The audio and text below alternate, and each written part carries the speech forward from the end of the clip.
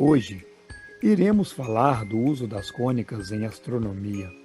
E como exemplo, podemos observar o cometa Lulin, que foi descoberto por um estudante chinês em 2007 no Observatório de Lulin, em Taiwan. Nessa passagem por aqui, ele atinge magnitude 5, que significa o tamanho aparente do astro no céu.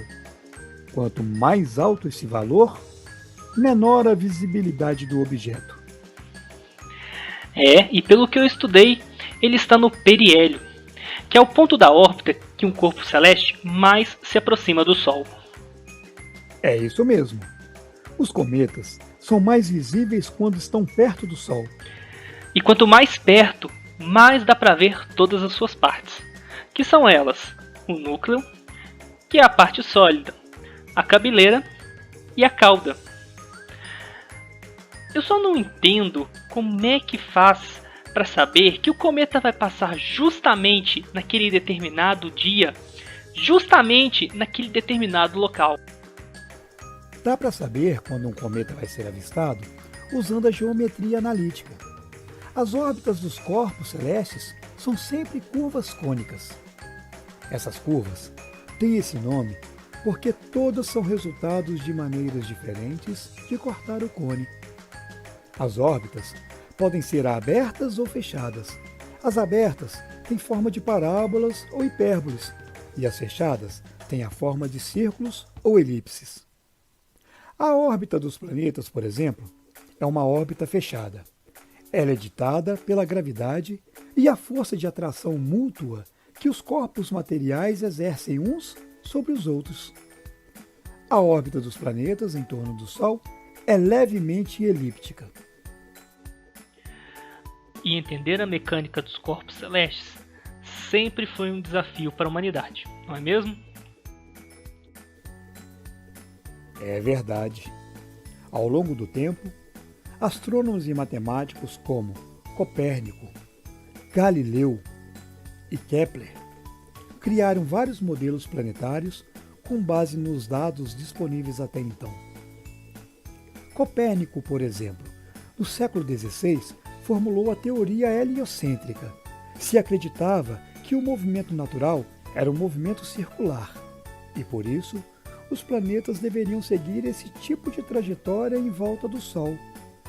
Foi exatamente no ano de 1969 que o matemático alemão Johannes Kepler descobriu que cada planeta descreve uma elipse de que o Sol ocupa um dos focos. Os movimentos dos astros foram descritos de várias maneiras, desde a composição de vários círculos até modelos complexos, intricados, envolvendo sólidos que se encaixavam. E se os modelos funcionassem, tudo certo. Mas logo surgiam novos dados e era preciso readequar os modelos existentes. E assim, a astronomia ia se desenvolvendo até que chegou Newton. Foi a partir da lei de Kepler que Newton, aplicando-lhes o seu cálculo diferencial, concluiu a lei da atração universal, verificando ainda que os satélites efetuam também uma órbita elíptica em torno do seu planeta. Por exemplo, a órbita da Lua, que descreve uma trajetória elíptica da qual a Terra é um dos seus focos.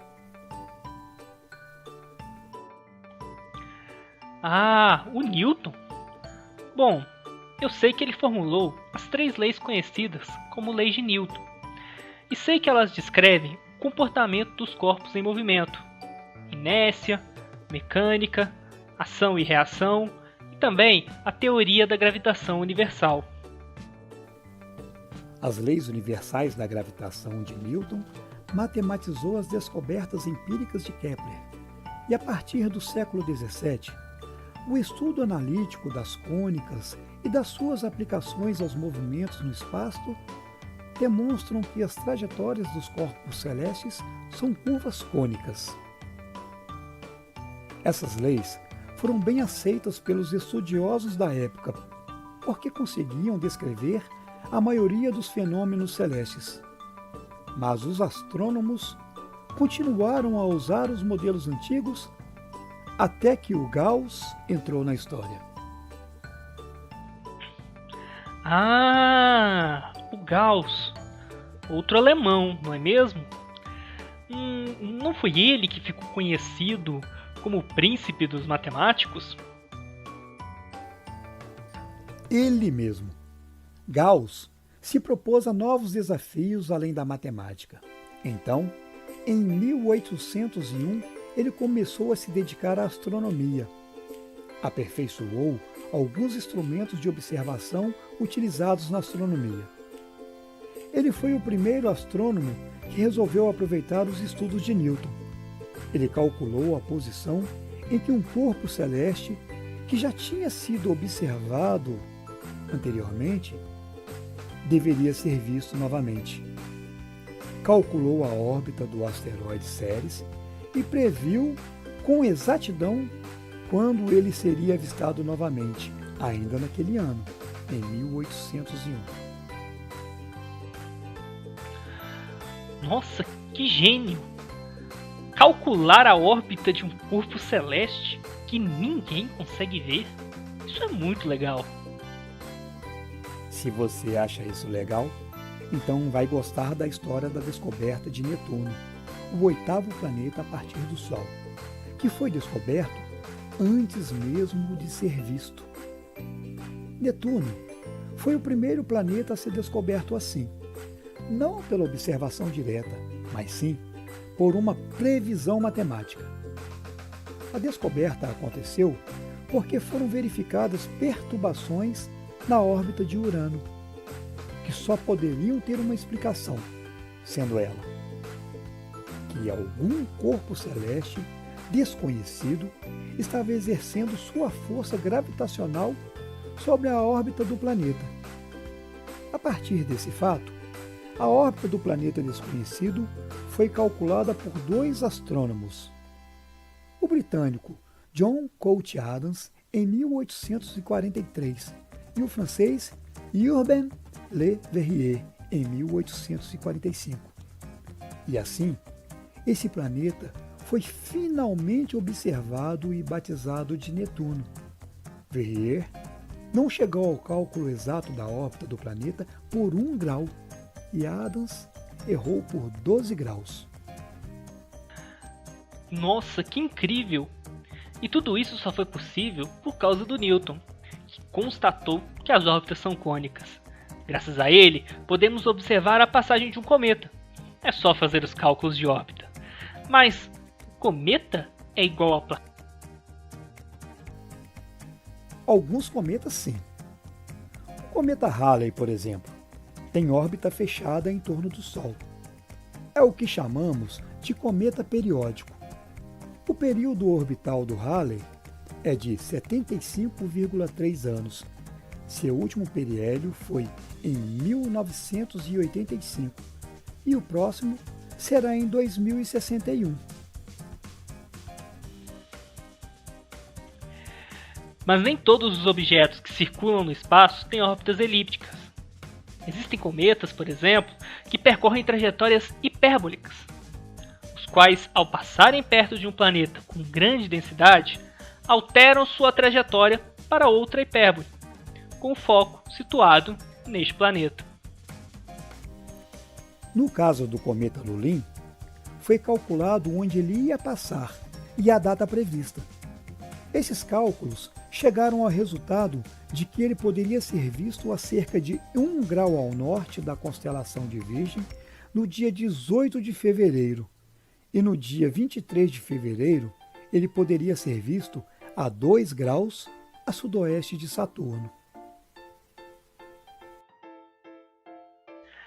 Mas espera, o grau não é uma medida de ângulo? Assim, ele também pode ser usado para medir distâncias? Para observar objetos no céu com nossos telescópios é o único jeito. É a chamada astronomia de posição. Imagine que quando você aponta para uma estrela no céu, uma grande reta se forma, uma reta que vai do seu dedo até a estrela. Todos os pontos dessa reta imaginária estão na mesma direção, no espaço, mas a que distância? Não dá para saber, não é mesmo? Olhando daqui da Terra, só dá para determinar a direção. E nessa direção pode ter várias estrelas com distâncias diferentes uma das outras.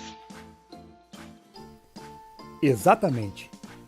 Só que para quem está observando o céu daqui da Terra, a distância não interessa. Apesar de sabermos que existem 3 dimensões, nós temos uma visão chapada, em 2 dimensões, sem profundidade, só com altura e largura. Para o observador na Terra, a distância, ou seja, a profundidade, não pode ser verificada. A esfera celeste é como se fosse um globo imaginário com um centro no observador. Dessa forma, independente das distâncias, dá para a gente determinar a posição dos astros como se todos estivessem colados, juntinhos, nessa cúpula imaginária.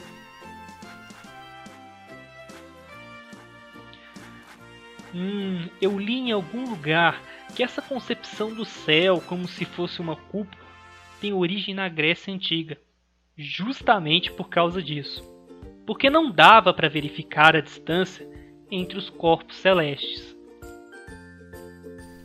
Isso mesmo. Essa visão acabou se consagrando de tal forma que o conceito de astronomia de posição prevalece praticamente até hoje.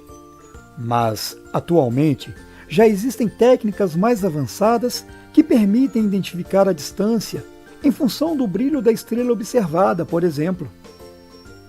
De qualquer forma, ainda hoje, usamos ângulos para medir posições astronômicas. Bom, isso é tudo por hoje, pessoal. Se você gostou, deixe seu like, escreva o que você achou nos comentários, compartilhe com os amigos e não deixe de se inscrever